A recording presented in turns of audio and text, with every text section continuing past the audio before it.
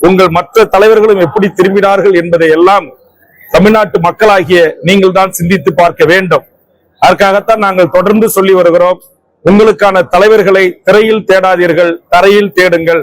இந்த மண்ணுக்காக, மக்களுக்காக, மொழிக்காக, இனத்திற்காக, வாழ்வுரிமைக்காக போராடுகின்ற எண்ணற்ற தலைமைகள் இருக்கின்ற போது சினிமாவில் நடித்தவர்களை நாடாள அழைப்பதும், அவர்களுக்காக உங்கள் வாழ்வை தொலைப்பதும், உங்கள் உயிரை தியாகம் செய்வதும் ஏற்புடையதல்ல. விக்கிரவாண்டிலே எண்ணற்றவர்கள் மயக்கம் போட்டு விழுந்தார்கள். நல்வேளையாக, நல்வாய்ப்பாக பிழைத்துக் கொண்டார்கள். விபத்திலே 6க்கும் மேற்பட்டவர்கள் திருச்சியை சேர்ந்தவர்கள் கூட இறந்து போனார்கள். ஆறுதல் சொல்ல வரவில்லை, உதவி செய்ய வரவில்லை, அந்த துக்கத்தை பங்கெடுத்துக் கொள்ள வரவில்லை. மதுரை மாநாட்டில் மயக்கமுற்று 2 இருந்தார்கள், விபத்தில் 3 இருந்தார்கள். ஆறுதல் சொல்லவில்லை, உதவி செய்யவில்லை.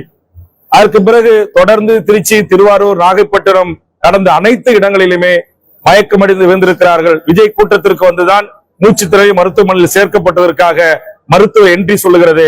நேற்றைய தினம் ஏடிஜிபி சட்ட ஒழுங்கு திரு டேவிட்சன் தேவ ஆசீர்வாதம் அவர்கள் தெரிவித்திருக்கிறார்கள். ஆக இது முழுக்க முழுக்க விஜயை பார்ப்பதற்காக விஜயின் பேரில் அழைக்கப்பட்ட ஒரு நிகழ்ச்சிக்கு வந்ததில் இறந்த இறப்பு.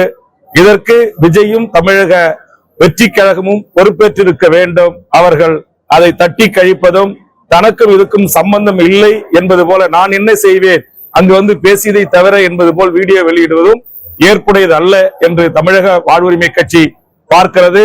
இந்த தருணத்தை பயன்படுத்திக் கொண்டு அகில இந்திய பாரதிய ஜனதாவின் தலைமையும், இந்தியாவை ஆளுகின்ற பிஜேபி என்கிற அரசியல் கட்சியும் அரசியல் செய்வதை ஒரு காலத்திலும் ஏற்க முடியாது. இது வன்மையான கண்டனத்துக்குரியது.